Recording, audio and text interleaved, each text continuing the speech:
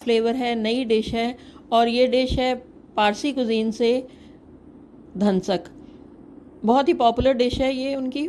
इसको बनाने के लिए 1 कप अरहर की दाल और 1/4 कप मसूर धुली दाल थोड़ी देर भिगो दी।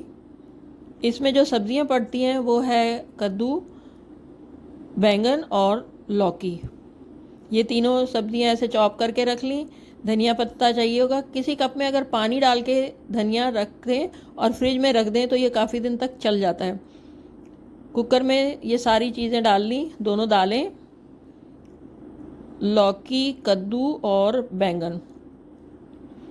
और भी सब्जियां डाल सकते हैं। इसमें पानी थोड़ा ही डालना है क्योंकि दालें भी बहुत जल्दी गलने वाली हैं और ये सब दाल जो है वो गाढ़ी ही बनती है।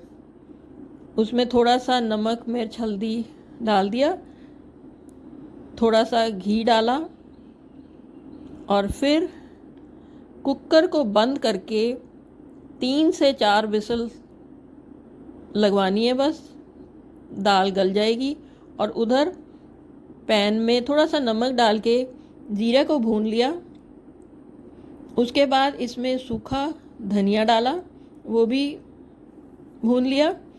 अब इसमें बाकी के मसाले जैसे लौंग, इलायची, दालचीनी, जावित्री, थोड़ी सी काली मिर्च, तेज़पत्ता, ये सारी चीज़ें डाल के इसको भी हल्की आंच पे हल्का हल्का सा भून लिया। जब ठंडा हो गया तब इसको मिक्सी के जार में डाल के ग्राइंड कर लिया और उसका पाउडर बना लिया। एक मसाला और चाहिए, उसके लिए 5-6 कलियां लहसुन की ली। उसमें धनिया पत्ता डंडियों के समेत उसको ऐसे तोड़ के डाला और जो सूखा मसाला है उसमें से थोड़ा सा मसाला मैंने इसमें डाल के इसको कूट लिया। ये भी तैयार हो गया। अब देखते हैं, दाल हो गई। दाल में जो सब्जियां हैं वो घुल जानी चाहिए और अगर रह गई तो उसको ऐसे मैश कर लेना है। सब्जियां दिखनी नहीं चाहिए दाल में। पैन गरम किया, उसमें घी डाला। घी गरम होने पर इसमें सबसे पहले जीरा डाला। जीरे के बाद बारीक कटा प्याज, इनको भून लिया।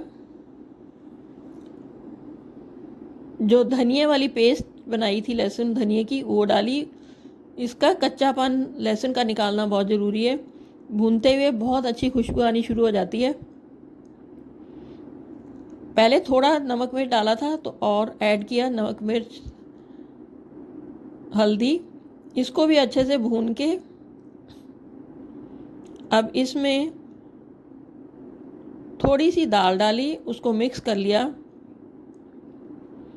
मिक्स करने के बाद इसी पैन में बाकी की दाल भी पलट ली।